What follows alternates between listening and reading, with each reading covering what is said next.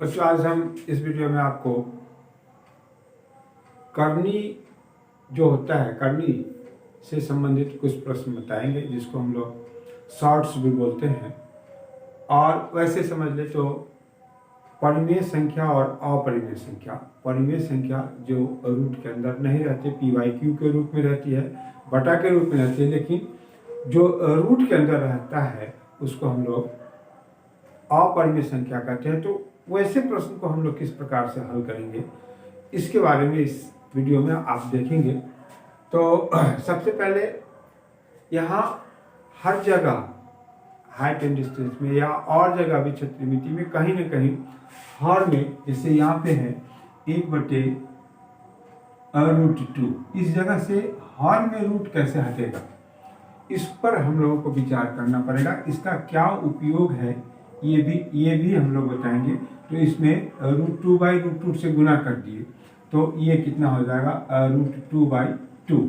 और फिर इसका अगर हमको दशमलव में निकालना है तो 1.414/2। अब इसको हम लोग विभाजित आसानी से कर सकते हैं, लेकिन यहाँ पे अगर इसके मान को रख दिया जाए, सिर्फ इसी को हम लोग सरल करें 1.414, तो यहाँ पे थोड़ा समय लगेगा। वहाँ वैसे बनाने में हमको समस्या आएगी, समय लगेगा। एग्जामिनेशन में 3 घंटा में ही आपको प्रश्न को बनाना पड़ता है।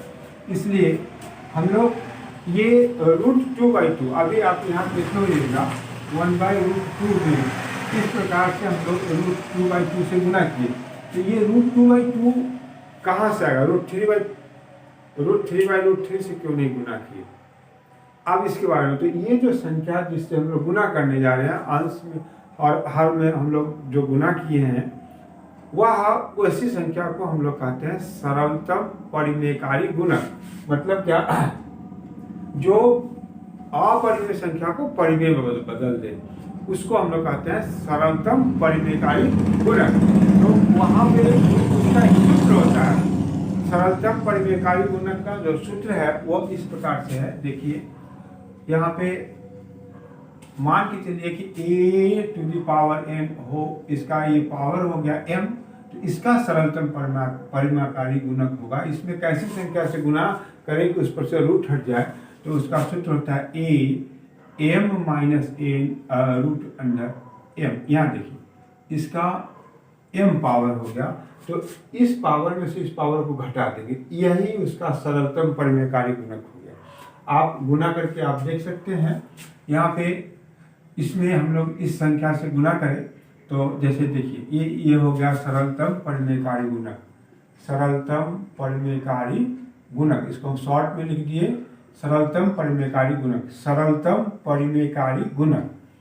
अब इसमें हम लोग गुना करें, इस संख्या से गुना कर दें तो क्या होगा, am - n, ये पावर m आ गया। अब इसको रूट का जो करनी का जो गुना होता है, वह अगर रूट का पावर मिल रहा है तो उसके भीतर की संख्या को घटाई जा सकती है, गुना की जा सकती है, भाग भी दी जा सकती है। तो यहाँ हम गुना करेंगे तो a⁴n गुने a⁻m-n और m आ गया।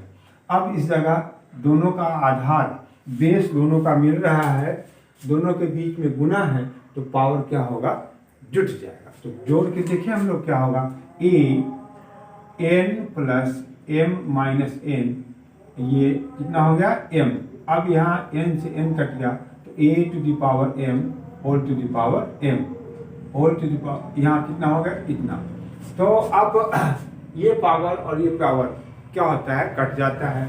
अगर है दोनों पे एक ही पावर है तो वहाँ पे हट जाता है। जैसे इसका मान क्या हो गया, a⁻m/m, तो ये क्या हो जाएगा, a इसका जवाब हो गया।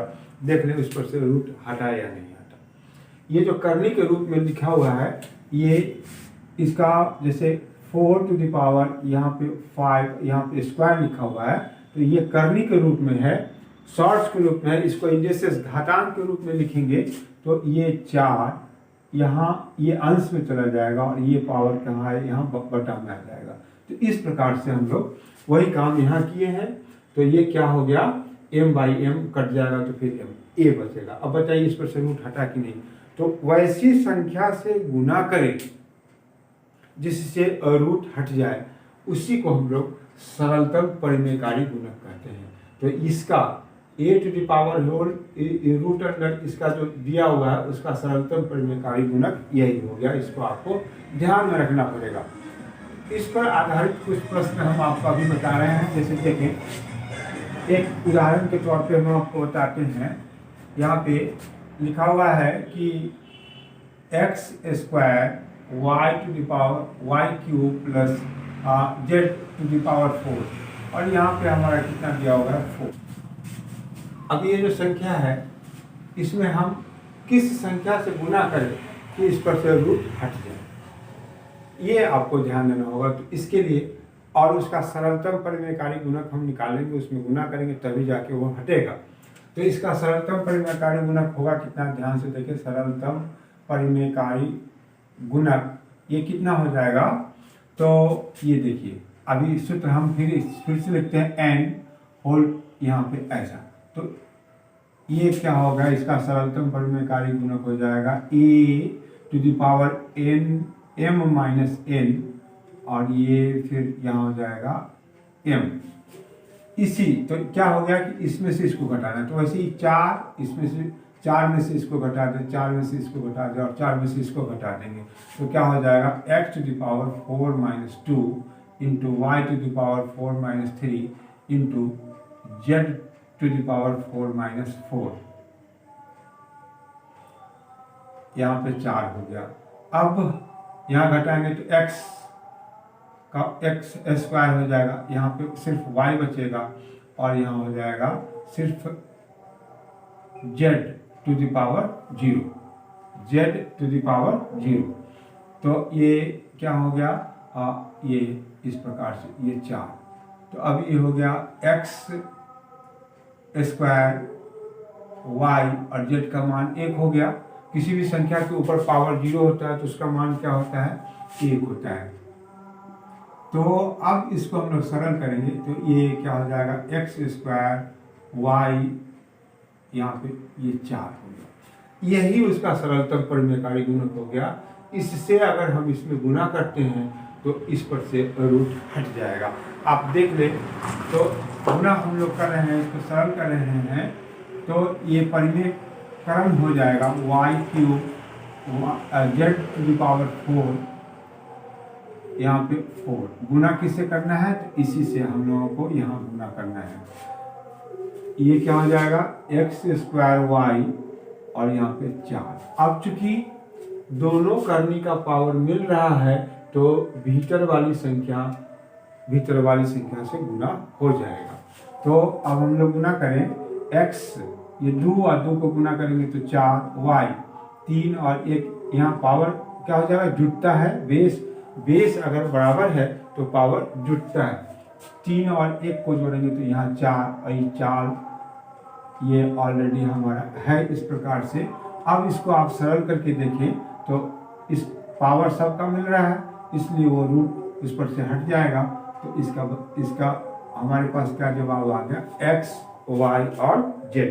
अब आप देखें कि इस संख्या से हम लोग रूट को हटा दिए कि नहीं हटा दिए। हटाने के लिए किया क्या गया, हम गुना करेंगे किससे, तो सरलतम परिमेयकारी गुणक से, वैसी सरल संख्या से जिसको गुना करने के बाद उस पर से रूट हट जाए। तो उसको निकालने का सूत्र यहाँ दिया हुआ है, ये इसी सूत्र का यहाँ पे हम लोग उपयोग किए हैं। तो इस प्रकार से रूट हट गया। अब जैसे देखिए एक दूसरा एग्जाम्पल हम आपको बताते हैं कि अगर इस प्रकार का प्रश्न हो 5/√2 यहाँ। अब इसका हम लोगों को इस पर से हर का यहाँ प्रश्न रहेगा, 9th क्लास में काफी रहता है कि हर का परिमेयकरण करें। इसका जरूरत आगे पड़ जाता है, इसलिए ये अभ्यास के तौर पे यहाँ बनाया जाता है। तो हर का परिमेयकरण करने के लिए यहाँ पे इसका √2 का सरलतम परिमेयकारी गुणक √2 हो गया, उसी से हम ऊपर नीचे दोनों में गुना करेंगे। तो अब देखिए 5 √2 बटे √2 और √2 गुना होकर 2 हो जाएगा, तो ये होगा 5/2 √2। अब देख लीजिए इस पर से इसका हर का परिमीकरण हो गया कि नहीं, हर पर से रूट आपका हट गया। तो अगर फिर एक दूसरा प्रश्न आपके पास यहाँ आ गया 5/2 √2। अब इससे इसका कह रहा है कि इसका हर का परिमीकरण करें, तो हर का परिमीकरण करेंगे तो इसमें आप ऐसा नहीं गुना कर देंगे यहाँ से 2 √2/2 √2, ऐसा नहीं गुना करना है, हमको हर पर से सिर्फ रूट हटा देना है। तो इसके लिए ये 2 नहीं होगा, क्योंकि इस 2 पर रूट नहीं है, तो जो एक्स्ट्रा है √2 है उसी से हम उस दोनों में गुना करेंगे। तो ये क्या होगा 5/2 बटे 2 √2 गुना होगा कितना हो जाएगा 2, तो 5/2 बटे 4। अब आप देख लें कि हर पर से जो उसका हर है उस पर से रूट हटा या नहीं हटा। तो इस प्रकार का ये प्रश्न आपको जरूरी है आगे के प्रश्न बनाने के लिए। लेकिन इसमें कुछ बातें और है, और भी अनेक प्रकार का प्रश्न है, इसका वीडियो हम फिर आपको, इस पर कुछ आगे भी प्रश्न है, बड़ा बड़ा प्रश्न है, उसको कैसे हम हल करेंगे इसको हम आगे की वीडियो में देंगे। आप जरूर से जरूर देखेंगे, इसको पॉज करके रोक के आप इसको समझेंगे, बात समझ में आ जाएगी, उसको आप दिमाग में बैठाएंगे और इसी का उपयोग आप इस प्रकार के प्रश्न को बनाने में करना होगा।